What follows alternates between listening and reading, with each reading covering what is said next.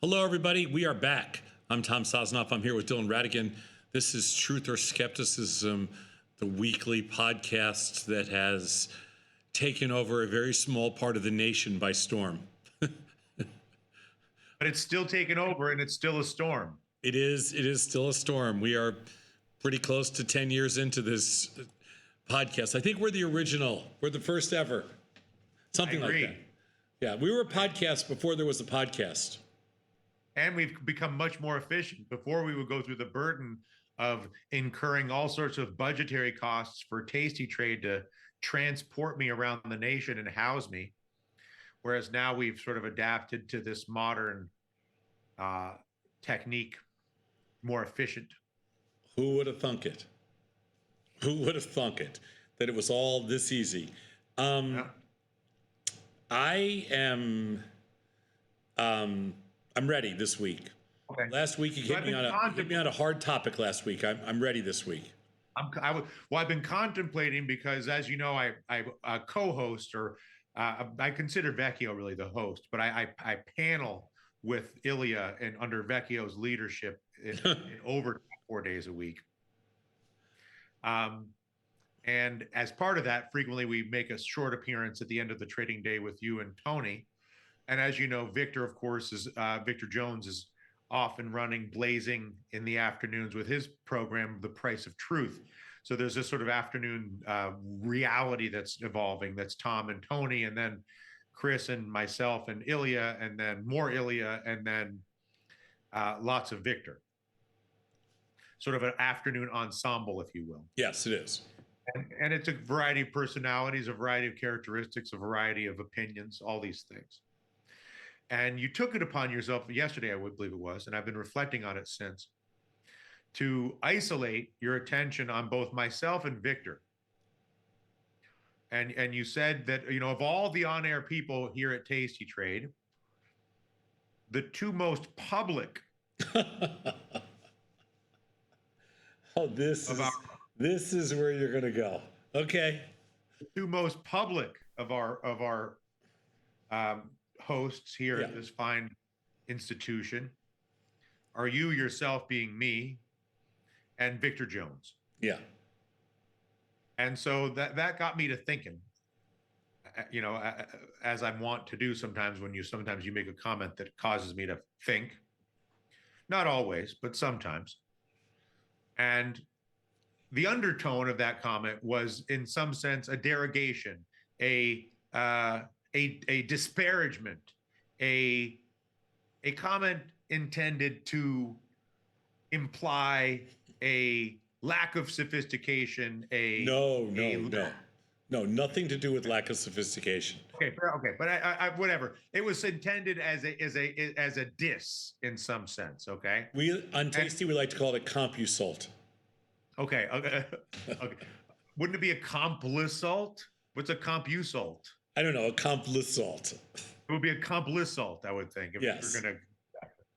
By the way, unrelated, would you ever do one of those mixed dog breeds? I know we're both dog fans. You know, when they mix two dogs, they're like, it's a golden doodle. No. It's a labradoodle. Or it's a bull spaniel. I don't like Franken dogs, and I don't like Franken food. Like, I don't like Oreos Turducken. Yeah, I don't like any of that stuff. I don't like when you I don't like when you start to Mexican. Yeah, no, I don't like it. But I don't like when you mess with with Oreos and like you try to put like red velvet inside of an Oreo cookie. I don't like all that stuff. It's garbage. It's all a scam. If you're gonna have a Labrador, you'll have a Labrador. If you're gonna a Labradoodle. No, I don't like any of those kind of dogs. And no Bull Spaniel. No. Have Bulldog, have Cocker Spaniel. No. I met a Bull Spaniel last time I was in Los Angeles. It's like that dog cost like 20 grand or something. I'm telling you that it was out. It's like, because the dog said they have a breathing problem with the flat face, you know, so they threw some spaniel in there to try to work out the respiratory issues. Anyway, back to our program.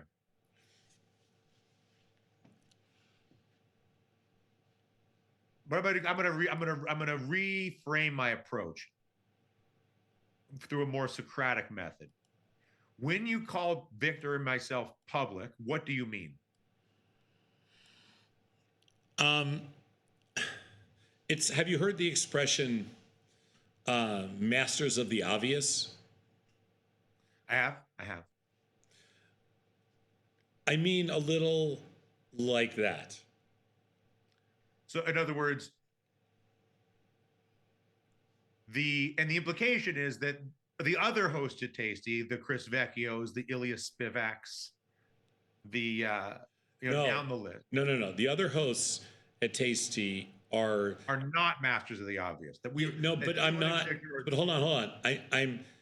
You didn't give me a chance to include Vecchio and Ilya Spivak in that group. You, Victor, Ilya, and Chris are all kind of very similar. You're all very public and all a little bit masters of the Really? obvious. Yeah. But those guys, I'm not giving those two guys a pass. I have to spend Sunday nights with Ilya and Tuesday mornings with Vecchio. They are like among the most obvious people in this industry.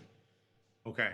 So the public is a version is a complisalt, although I don't know where the compla part is in there. It feels very much like an insult, or it feels like it's intended as an insult. I think it's a weak insult, which I'll get to. But there's a real merit in this discussion, though, I think, because your suggestion is that someone who is a master of the obvious is in some ways a sucker, that he is a weak hand in the financial markets because of his or her publicness, that it is a weakness when it comes to trading to be public, is the implication.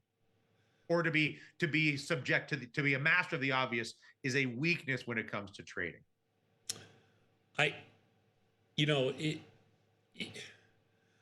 There's a very, because everybody in the world now has essentially access to a ridiculous amount of, like, I feel like when I was growing up, there was a group that read the New York Times and there was a group that didn't.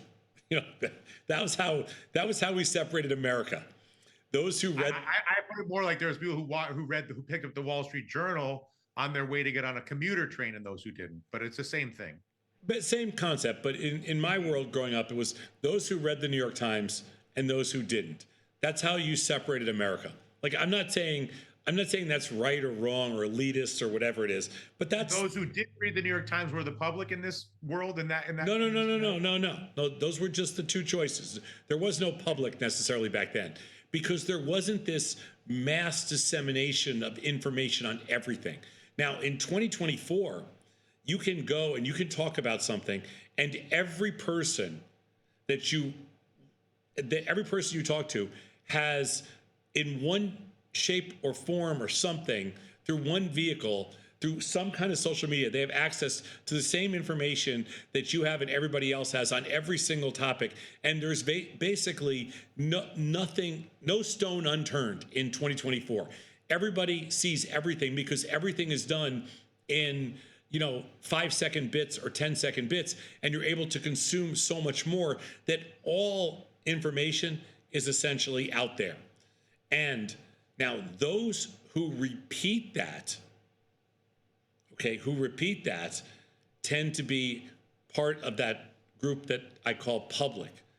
Especially now as we talk about the world of finance specifically, those who repeat those financial stories that are the same things that you would see on CNBC or Bloomberg or Yahoo or Reuters or whatever else, that tends to fall into the public category. At Tasty, the public is somebody who's basically regurgitating the financial headlines from the mainstream media. Exactly. They read it somewhere.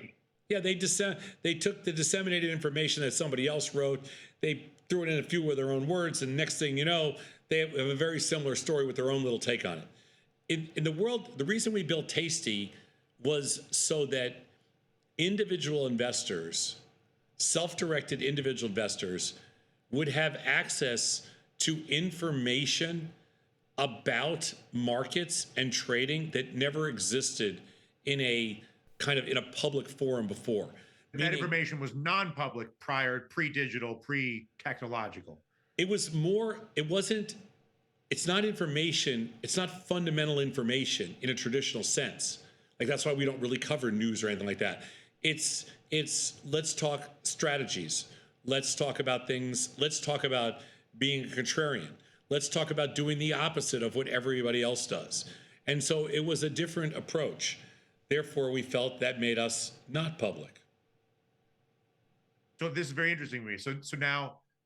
Let's define public for purposes of this discussion as reiterating in some way a pre-existing, widely disseminated point of view or headline. Of course. And now that could apply to politics, it could apply to sports, it could apply to anything else. But in our world, the bets are all on finance. And now let's put the non-public, not through the lens of, better information or inside information or anything like that, but more through the lens of an original thought, an original idea, an original take, an original, or is that not correct? Or just the opposite. Yeah, that's fine. Or it could just be the opposite. You see, Tasty needs Dylan Radigan. Tasty needs Victor Jones. Tasty needs Chris Vecchio and Ilya Spivak. We know. Believe me, we know. We know. Tasty needs all you guys. We're well aware. Because we need to know what not to do. like we need to know what the public. Very satisfied. We need to know what the public is thinking so that we can take the opposite side. Okay. So the idea. So the premise then becomes. So I'm not even going to rise to your little provocations. They're beneath me today. Okay. But your suggestion is that public opinion, public points of view in the markets, only as it relates to the market. Sure. Only relates to markets. Is useful information because the public point of view tends to be a good reference point to form a contrarian point of view. If you're a contrarian, you have to be contrary to something. And what are you going to be contrary to? The best thing to be contrary to is a public point of view in this context. Yeah. You know what's so fascinating about that, Dylan, is that everybody always thought that in the world of finance, specifically finance, that the insiders, meaning the people that knew, the people that know, the people that knew, the people that know. The mythological Wall Street. The mythological Wall Street expert, okay, was always this person that knew something that nobody else knew. Do you know what they knew? They only knew that whatever you knew as the, quote, public, the masses, the consumer, all they ever knew is we just want to do the opposite. But they couldn't say that they only wanted to do the opposite. So they had to make it look like they knew something else. But they don't know anything else. There is nothing else to know. So all they really need to know is what is the public thinking. And since we have trained Tasty Nation to be kind of think the same way that we think, we needed to bring in some talent that thinks that they public voices that represent, like Dylan Radigan might represent a couple 100,000 people, 1 million people. Between you, Ilya, and Victor, there's probably 1 million people out there that think the way you do. So we're able to bring that into the network. Now we have an opposing side. It's beautiful. I mean, the degree, it's a genius plan. I shouldn't have let you guys know what we were up to. I should have just let it kept going for the next couple of years. The four of us are going to go in like the cast of Friends and ask for a raise based on this premise, based now that you've revealed our collective value. But I'm on a different path right now. Okay. So the firm that I'm on the same path, but I want to continue down this path. You drinking a beer there? No, I'm drinking an iced tea. That looked like a Bulls game, fan beer. No, this is an iced tea, and I'm testing the iced tea from a coffee shop downstairs in this building that is selling a new kind of tea, and I'm testing it. Speaking of tea, I interviewed a gentleman for Bootstrapping today who makes a coffee that you make like a tea bag that he claims is one of the best coffees. Yeah, like instead of a bag of tea, it's a bag of coffee. Really? That sounds interesting. Yeah. And then there's no equipment required, no machine, no press, no bubbler, no boiler, no pod. Anyway, I was actually surprised that it hadn't been done sooner. But again, that's just a slight promotion of a future boot. But that's also his opinion of his own product. That's not. I mean, that's him. Are you saying that's very, are you saying that's very public? As a Well, public oh, no, opinion? I'm not saying that's public. I'm just saying that that's Saying that's the inventor of a yeah. product is telling you that his product is just as good as everything else that's out there. And you're wondering why it's never done before. And the answer is because you've never tasted that coffee to even to know that, how good or bad it is. So, I mean, So the firm to come back to the issue at hand here, that when I was a reporter in the Bloomberg years, that was thought of as the ultimate sort of version of what you're describing. Like if you're saying Tasty Nation is at its best, lives to take advantage of the being on the other side of the public, whatever that means, and strategically, whatever it is, right? Sure. That's the Tasty Nation at its best, is using a sort of a set of sort of conventional strategies, pot odds, to position themselves relative to a public. I don't think there's a person in the world that would rather be, if they said to you, you could be on the same side as everybody else, or you could be the opposite side. Everybody would choose the opposite side. And of course, now I'm going to come back to that because there's some issues with that. But I want Okay. the firm that was always sort of held out as the ultimate version of the predecessor of the ethos of Tasty Nation was Susquehanna, right? Okay. For Susquehanna, and then there are a handful of others where they didn't care what the market was doing; they just cared what everybody else was doing, and what everybody else was doing, they would sell it, right? Which is a classic example of Tom Sosnoff, right? Every single market making firm in the world does that. That's their entire job. Just take the other side of what anybody else wants to do.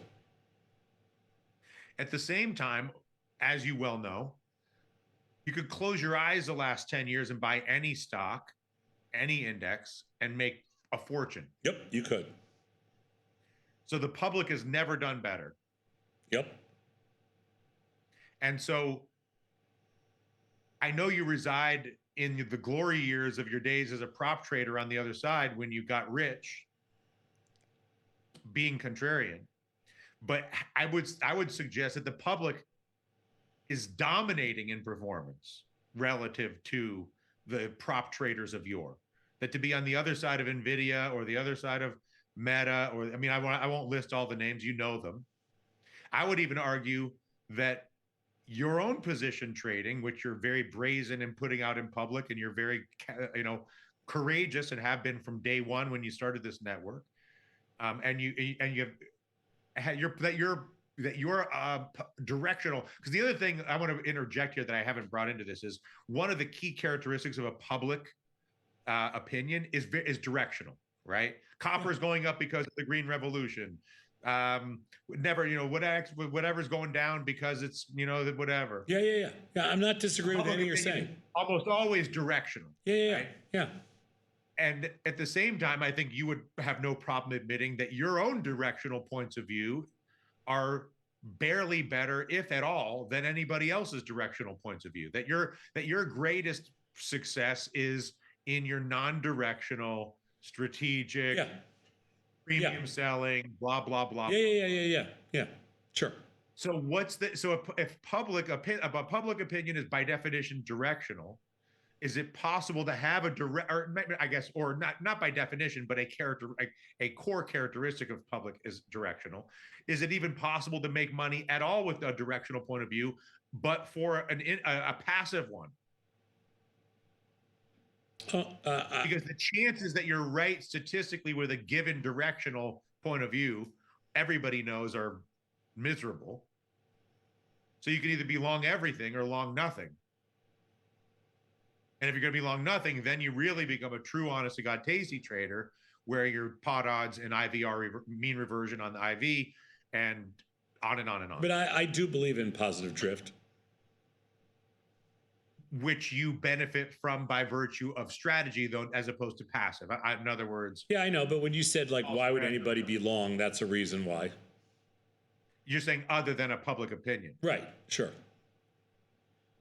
The other thing that I was thinking about, and this is what it really occurred to me. Another thing that really occurred to me was, let's just say the implication is the public point of view is an opportunity to exploit, to be contrarian.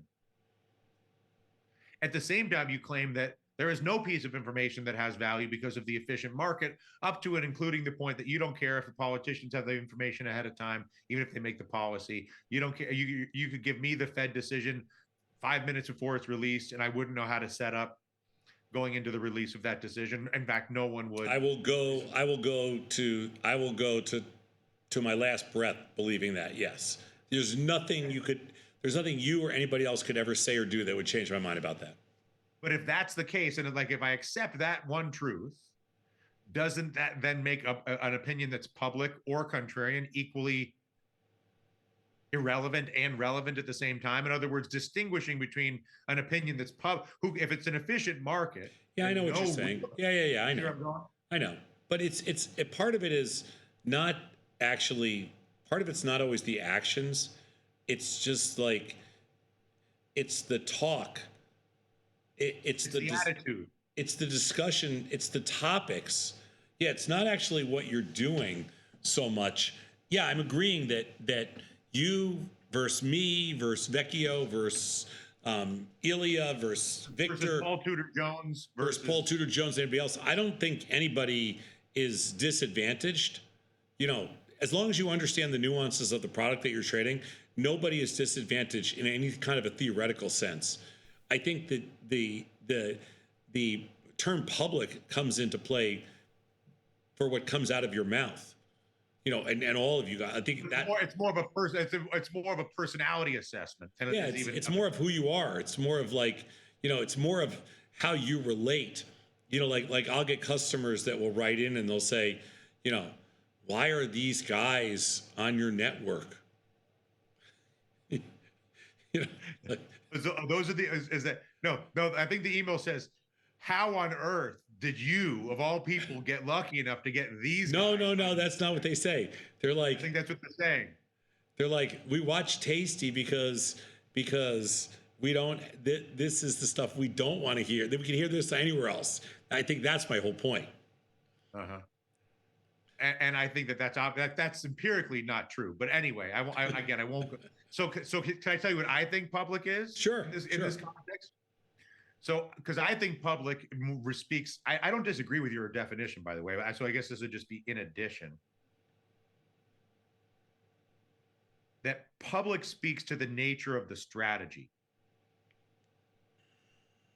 So in other words, a public strategy would be to say, there's a moon landing, I'm going to buy calls on the moon landing company. No, I don't agree with that. And that a non-public strategy would say, well, there's a moon landing and I'm going to sell the elevated volatility on the minerals companies. That a less public point of view, in my opinion, is a more sophisticated interpretation of public information to form a strategy. No, public is there's a moon landing. And the moon landing is just a moon landing. I know that is the public information because what you're about to say about that moon landing is going to be what everybody else is saying, no matter what. The fact that you brought up the moon landing, that's the public piece. We would never bring up a moon landing. Not the trading strategy on the moon landing. No trading strategy. We would never on moon minerals. No, none of us would ever bring up, like, that's irrelevant. That's secondary. That's only to get over the fact that you're talking about a moon landing. So you're just offended by the subject selection. Exactly. That's the issue. Right. Is the subject selection. Right. Not the trading strategy. Exactly. So it could be a fantastic trading strategy with fantastic results, but if the subject selection is public. Exactly. So it's beneath you. Yes.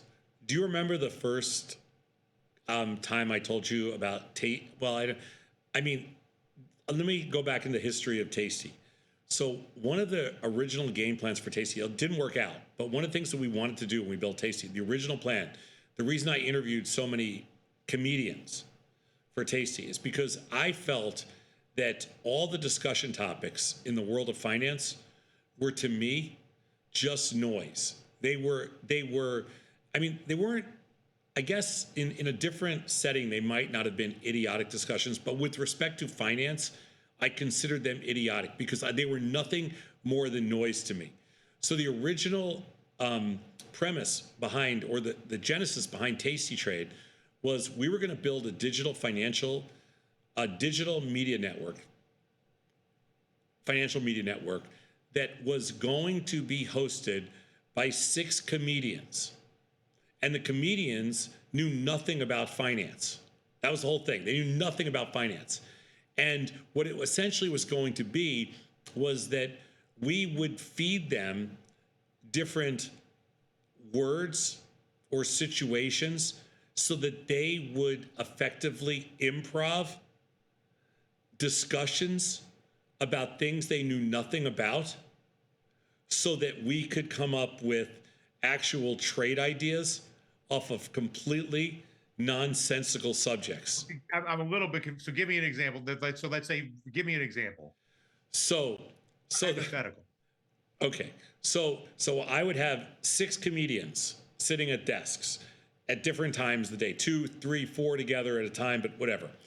And I would give them a word like 30-year bonds, the Fed, or iron condor. Iron condor, okay?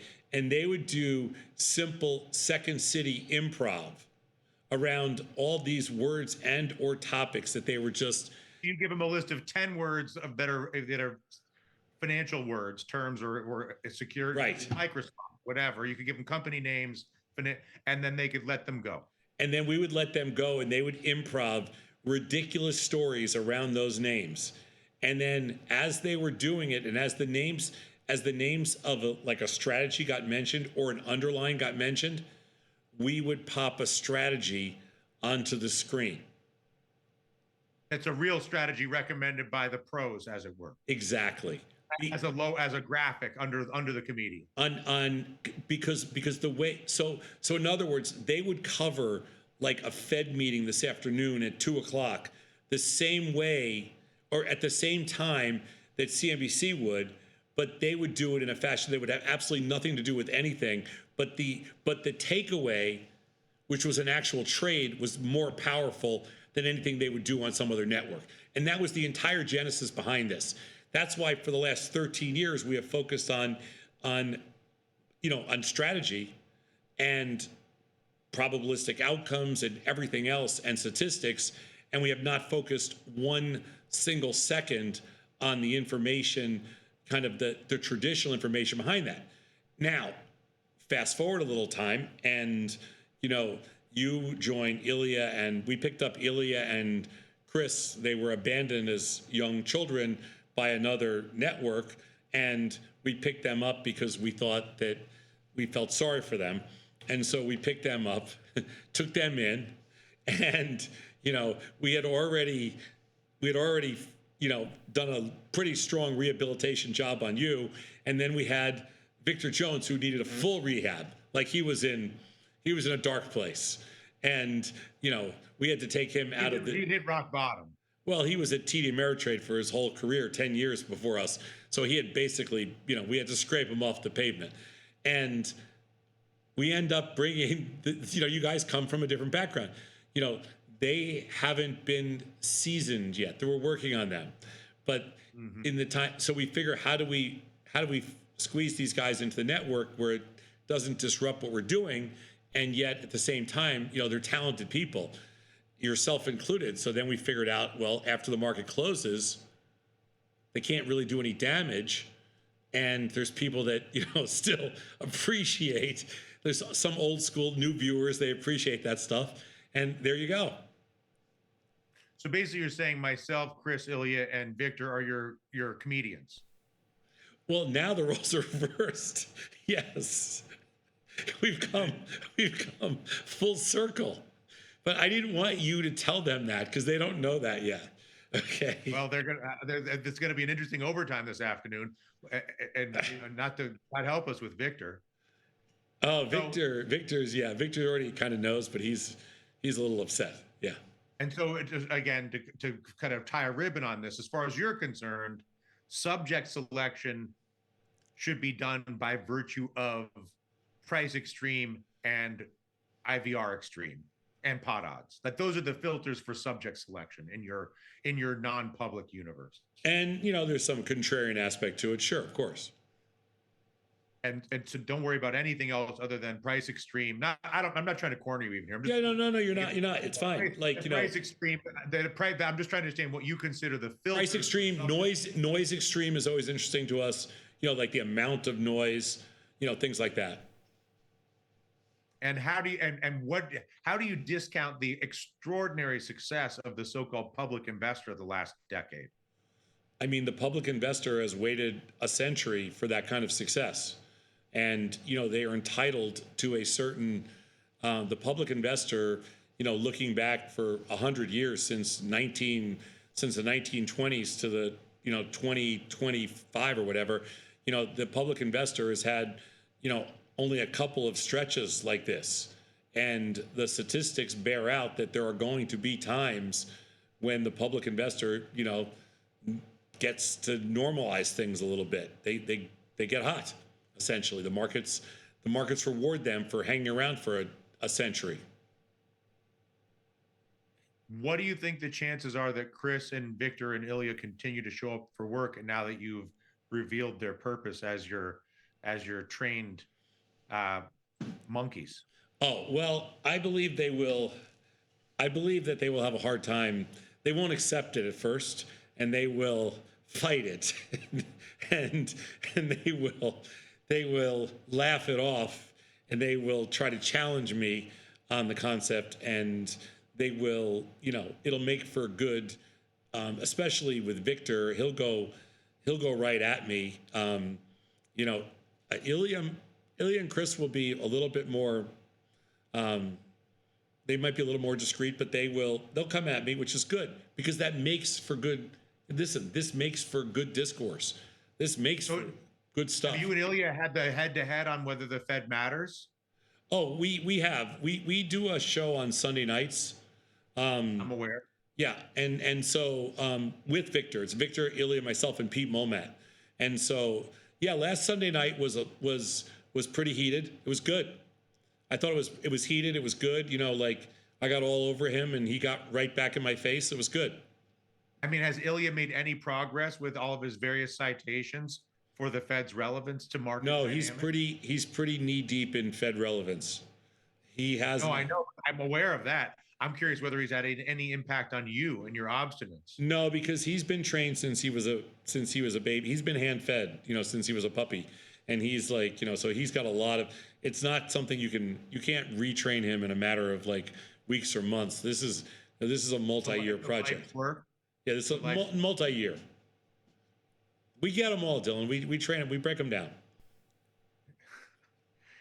And what's your motivation in training them all? Is this because you feel like by training some in public that then by proxy you're training the millions for whom those who you choose to train in public are a proxy for the millions that are not here on the network but are represented by? Well, I also think our viewers appreciate it because I think that it's the only, there are no other discussions like this in all of finance. It's incredibly unique what we do with respect to the way we treat content, and I think that hearing these discussions and watching kind of a little bit of behavior modification unfold in front of their eyes is it's a little bit of a train wreck, which I think is entertaining. And do you feel like you have been changed by being exposed to such intelligence as myself and Chris and Victor and Ilya on such a regular basis? Well, I mean, it's more of a challenge than like a Tony Batista or something. What? This is Truth or Skepticism has now devolved into Tom insults everyone he works with. I mean, including Scott, his. I'll throw Scott. I'll throw Scott in the mix. Who else do you want? I'll throw anybody you want in there. But Vanetta is your sacred cow. If we're going to go down the list. No. I won't throw her in there because she'll be too tough on me. I won't throw her or Liz or Jenny. I'm scared of them. No, I won't do that. Girls, you leave the girls alone. Yeah. I'm not going after Julia. I'm not fighting that battle. I can't win that one. Well, speaking of which, and this is a good segue for my kicker topic for today, okay, which is women's sports and Caitlin Clark. Yeah. And whether Caitlin Clark represents, whether we're at an inflection point, because right now the apparently the whatever the contract or the standard salary for the WNBA is $76,000 a year for the first 4 years. Even if you're, Caitlin Clark, who's arguably one of the most famous athletes in the world, all of a sudden, and certainly the most famous player in the WNBA. Yeah. And now tickets for her games, a WNBA ticket would be $30 typically. Now a Caitlin Clark ticket is $300 or something. It's trading like a true professional sports ticket. Do you have any sense? Are we at an inflection point? Yeah. Yeah. This is a true transition. Um, she's not the first great women's basketball player, but she is the transformational moment in women's basketball. I mean, there's no question about it. You know, um, I think that it's a combination. Like you can't. Nobody can really explain virality, and Caitlin Clark did something that nobody else has ever been able to do in the history of women's sports, really, for that matter. And I mean, there's been a couple of athletes like um, I mean, just thinking back, there's been obviously some Olympic athletes uh, like Olga Korbut, who Well, we had Flo Joe was a big one for a a second. little bit, Flo Jo, Mia Hamm in soccer. I mean, Olga, Megan Rapinoe had a moment, a little bit. but she I was mean, pretty political. She was pretty aggressive. She had a very yeah, I specific. mean, there's been some figure skaters over the years, things like that. Peggy Fleming, going back just a long way, but Mary Lou Retton was a exciting. little bit.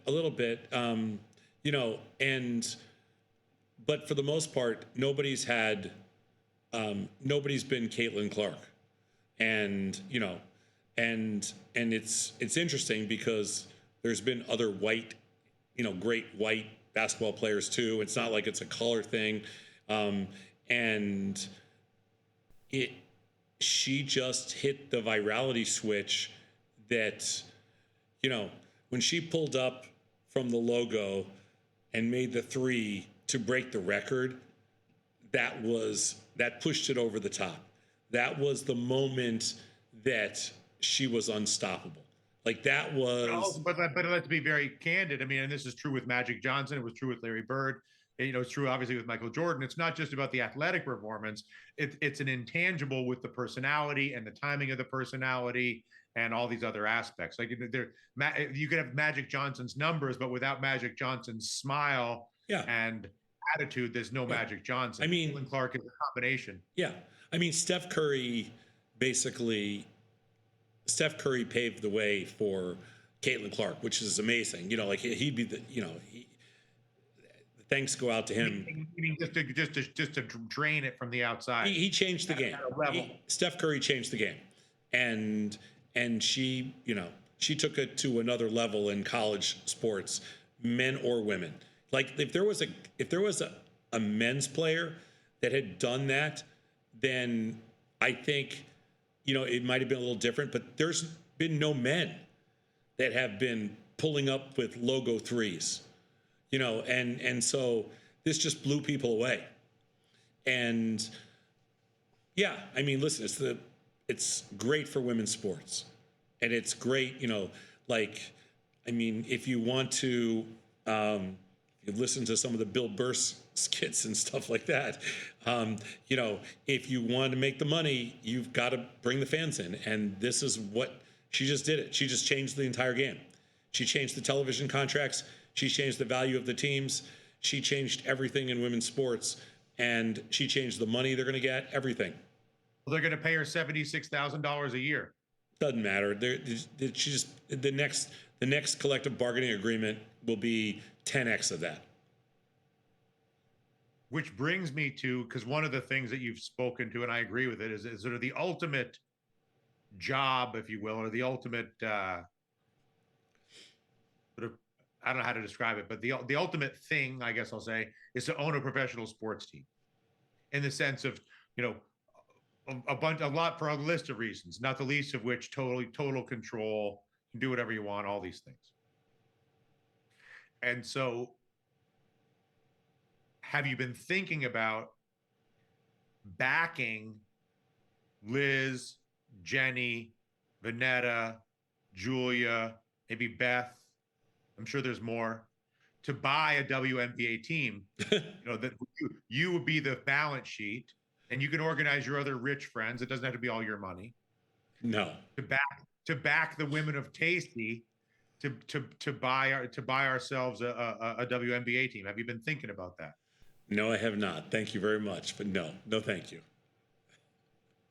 Cute. Why you just said that the franchise value is rising. Yeah, well, everybody knows that now. Why didn't you think of that before, Caitlin Clark? Because you're public. See, this is the whole problem with you. Like now, like you know. Now you want to buy a WNBA team. Where were you? Where were you? Exactly. Like Josh came in here this morning and he said something to me to the effect of, "See, we should do a marketing deal with the WNBA team." I go, "Oh, you're just thinking of this now." Oh yeah, that's it. Now we'll do it. Yeah, they drafted Angel Reese last night. We'll do it now. I love the public ones. Well, I mean, listen, yeah, we've covered that. We only have a couple minutes, and I know you don't love this topic, but I feel like I have to bring it up because it was back in the public headlines today, and in keeping with my public nature, they're voting again on Musk's $56 billion again. package. It's up again today. They're resubmitting it. Okay. Tesla stock is down again. Tesla's actually up a little tiny bit, a few pennies. All right.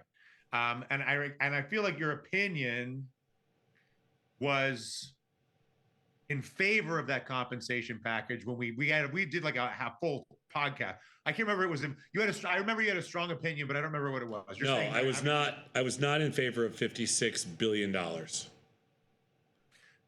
No, no person at any organization, like in order for an organization to be worth hundreds of billions of dollars, by definition, it can only be created by the collective action of tens of thousands of people with millions of customers.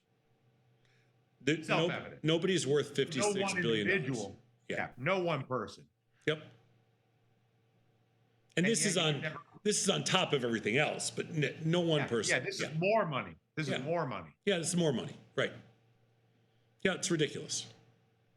Anyway, I wish you well in your meeting after the close with Vanetta, Beth, Liz, Jenny, Julia, and whoever else as they bring their list of teams for you to consider buying for them.